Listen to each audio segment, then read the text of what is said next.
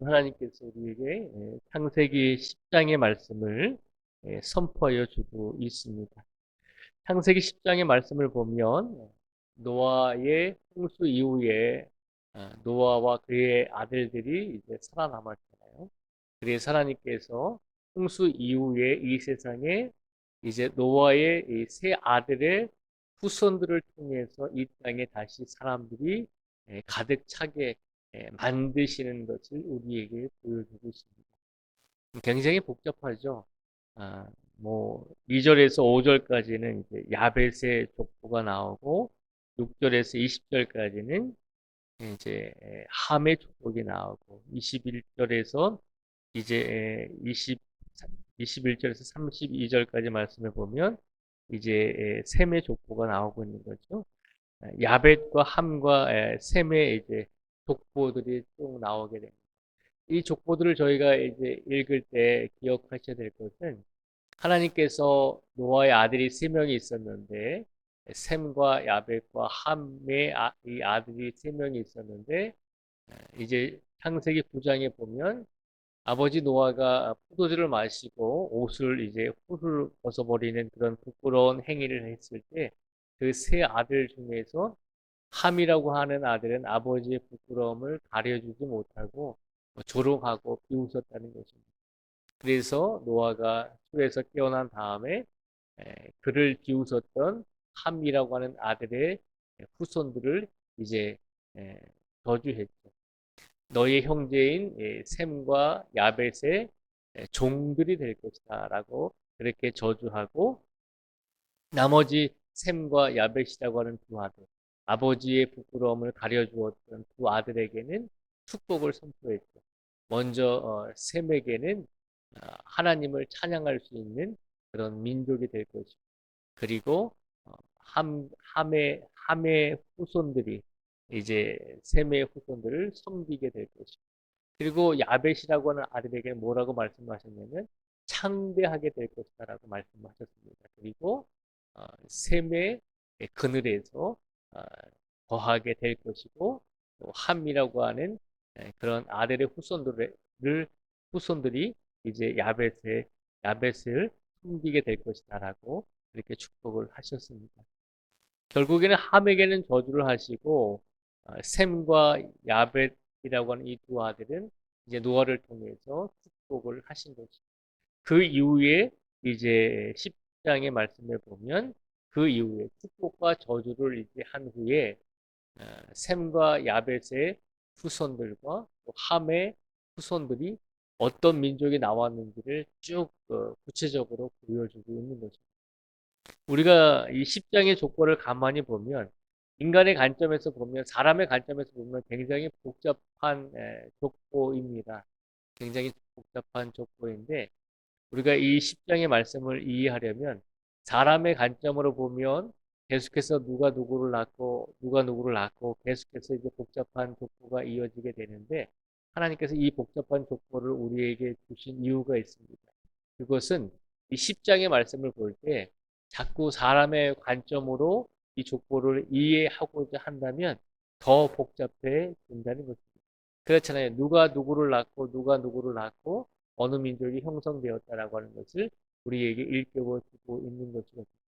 그런데 오늘 이 족보를 하나님께서 우리에게 주신 것은 하나님께서 우리 인간을 구원하실 때 하나님께서 우리 모든 사람을 구원하실 때 얼마나 세심하게 얼마나 주로 면밀하게 이 땅을 구원하시기 위해서 이런 역사의 과정을 통해서 족보의 과정을 통해서 하나님께서 이 세상을 구원하셨는지를 기억하라는 것입니다.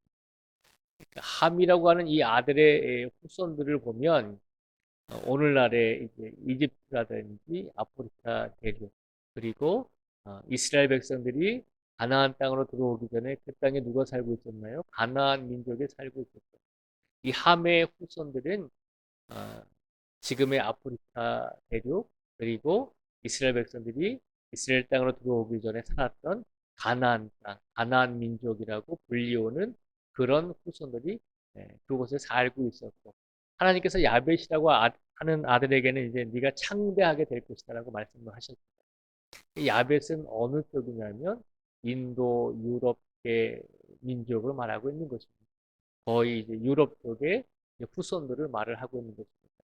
그리고 셈은 예수님께서 오신 이제 민족입니다. 셈의 민족을 통해서 셈의 후손을 통해서 예수님께서 이 땅에 태어나셨거든요.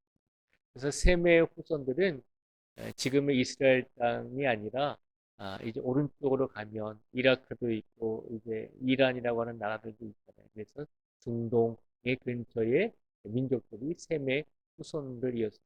아브라함이 갈대아 우르에서 이스라엘로 와서 이스라엘의 조상이 된 것이거든요. 아브라함이 살던 곳이 어디냐면 이제 이라크 이란 지역이라고 하는 곳입니다. 그러니까 아브라함의 후손을 통해서 예수님께서 오셨잖아요. 아브라함도 셈의 후손이거든요. 그래서 셈의 후손은 이제 중동 지방의 민족들을 가리켜서 셈의 후손이다라고 이야기를 합니다. 그러니까 하나님께서 노아를 통해서 분명하게 두 아들에게는 축복하시고 함이라고 하는 아들에게는 저주를 내리셨어요. 그 말씀이 그대로 이어졌다는 것이죠. 예수님께서 셈의 후손을 통해서 이제 셈의 후손들을 통해서 이제 태어나게 되셔서 그래서 이제 복음이 유럽 쪽으로 먼저 전해졌고 그리고 아시아 쪽으로 또 복음이 전해지고 아시아 쪽에서 아프리카 쪽으로 복음이 전해져서 결국 하나님께서 노아를 통해서 말씀하신 대로 셈과 야벳에게는 하나님께서 축복을 주셨지만 함의 후손들은 지리적으로 많은 어려움을 당하게 되는 역사를 우리에게 보여주고 있는 것입니다. 그래서 오늘 이 노아의 아들이었던 셈과 함과 야벳의 이 세 아들의 족보를 우리가 보면서 자꾸 인간적으로 생각하면 복잡해지는 것이죠. 그런데 이 족보를 하나님께서 우리에게 주신 이유는 자꾸 우리가 알고 있는 상황에서만 이 족보를 이해하려고 하면 굉장히 복잡해진다는 것입니다. 하나님께서 이 족보를 우리에게 주신 것은 이 족보를 가지고 복잡하게 생각하라고 하는 것이 아니라 하나님께서 이 땅의 인류의 역사를 구원해 주시기 위해서 이런 여러 가지 민족과 족보들을 주셨는데 결국은 이 족보를 주신 하나님이 우리에게 이러한 많은 민족을 주신 이유는 결국 거꾸로 생각하라는 것입니다. 이 많은 민족을 생각하면 이렇게 많은 복잡한 말씀을 왜 우리에게 주셨는가라고 생각하겠지만 이 말씀을 거꾸로 한번 올라가 보세요. 결국 이 세상에 복잡하고 정말 풀 수 없는 여러 민족의 문제들이 결국에는 어디에서부터 출발을 하는 것이죠?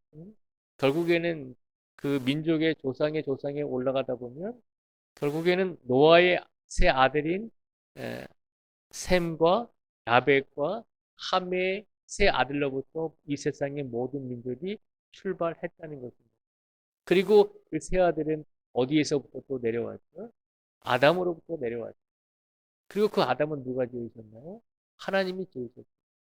결국 우리가 이 10장의 노아의 족보를 보면서 이런 복잡한 족보를 우리에게 왜 주셨는가라고 생각할 수 있지만 이 족보를 통해서 우리가 기억해야 될 것은 그냥 우리의 지식과 우리의 생각으로 이 족보를 이해하려고 하지 말고 이 족보와 민족이 이루어지기까지 하나님께서 사람을 창조하시고 사람을 만드셔서 하나님의 형상대로 만드셔서 그의 후손들이 결국은 쭉 이어져서 이 세상의 모든 인류와 이 세상의 모든 민족이 만들어지게 되었다는 것입니다. 그러니까 이런 복잡한 모든 민족과의 관계가 결국은 하나님의 형상대로 만들어진 아담으로부터 출발했고 그 아담은 하나님께서 만드셨다는 것을 기억하라는 것입니다.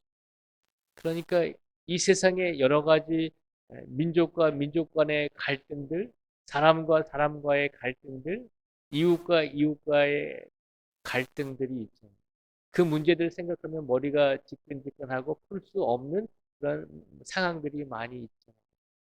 그런데 자꾸 그 사람들과의 관계 속에서 우리가 그 안에서만 문제를 해결하려고 하면 답을 찾을 수 없다는 것입니다. 답은 결국은 하나님께서 사람을 창조하시고 그 후손들이 이 세상을 가득 채웠다는 것을 기억할 때 민족과 민족 간의 여러 가지 문제들을 해결할 수 있다는 것입니다. 결국은 이 세상에 있는 모든 민족이 하나님께서 아담 한 사람을 통해서 만들어주신 후손들을 통해서 이 땅에 사람들이 오게 되는 것이고, 결국에는 홍수 이후에 하나님께서 세상을 한번 심판하신 이후에는 노아의 세 아들을 통해서 이 땅에 민족과 사람들이 만들어지게 되었다는 것입니다. 그러니까 우리는 하나님께서 하나님의 형상대로 만들어주신 그 아담의 후손으로부터 시작이 된 한 공동체라고 하는 것을 기억하라는 것입니다. 그래서 오늘 창세기 10장의 이 말씀을 우리에게 주신 것은 인간의 역사를 생각하면 복잡하고 너무 복잡하지만, 그러나 하나님께서 이 땅에 우리 모든 사람들을 구원해 주시기 위해서 하나님께서는 이 모든 복잡한 족보의 관계와 민족의 관계를 하나님께서 세심하게 만들어 주시고 세상에서 이끌어 주시고 인류의 역사를 지금까지 계속해서 이끌어 가시면서 우리가 살아갈 수 있도록 오늘도 하나님께서 우리에게 삶을 허락해 주셨다는 것을 기억하라는 것입니다. 세상을 바라보면 복잡하고 해결할 수 없는 문제들도 우리가 하나님을 바라보면 결국 이 세상의 모든 인류는 하나님의 손에서 시작이 되었잖아요. 그러니 하나님께서 이 세상을 이끌어 가고 계신다는 사실을 다시 한번 의지하고 하나님께 모든 것을 맡길 수 있는 정도가 되라는 것입니다.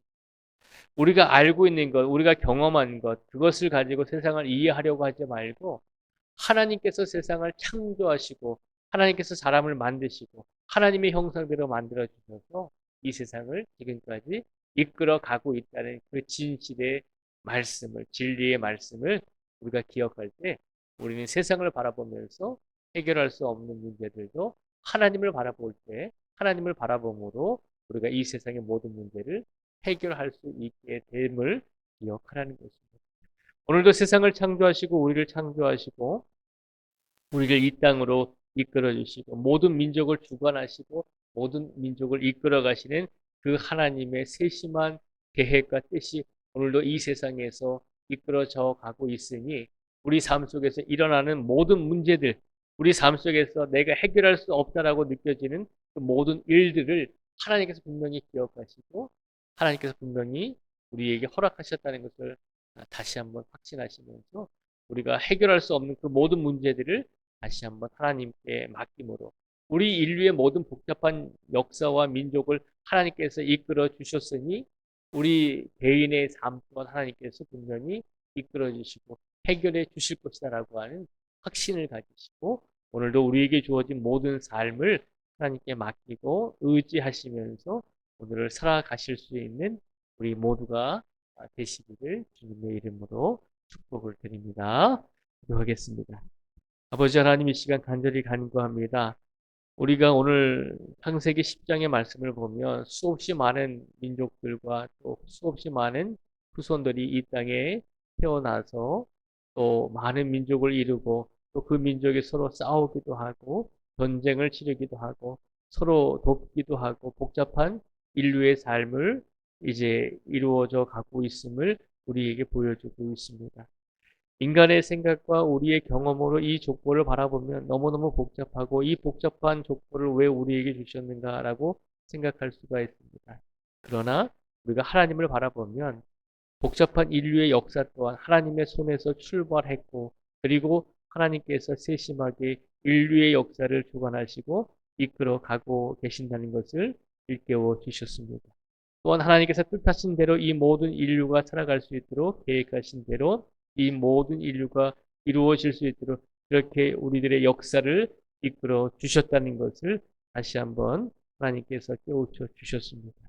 모든 역사 속에서 세상을 주관하시고 이끌어 가신 하나님께서 오늘 이 시간 우리 모든 성도 한 분 한 분의 개인의 역사 또한 이끌어 가실 줄 믿습니다.